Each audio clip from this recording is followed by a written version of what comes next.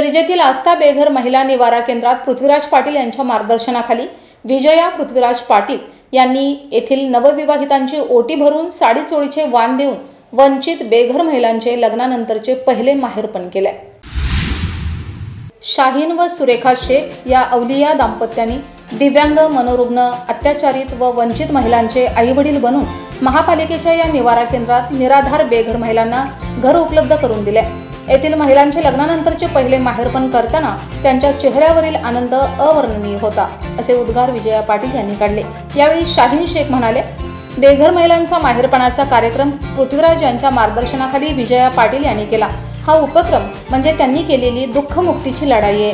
पृथ्वीराज पाटील कायमच गोरगरीब वंचितांना मदत करणारे संवेदनशील, दयाळू लोकप्रतिनिधी आहेत। एक आगळा वेगळा आणि वैशिष्ट्यपूर्ण असा हा उपक्रम बेघर महिलांच्या जीवनात आईच्या वात्सल्याची अनुभूती देणार आहे। सुरेखा शेख म्हणाल्या, या केंद्रातील बेघर महिलांची लग्न आम्ही केली आणि पृथ्वीराज व विजया पाटील यांनी त्यांना संक्रांतीचे वाण देऊन त्यांचे माहेरपण केले।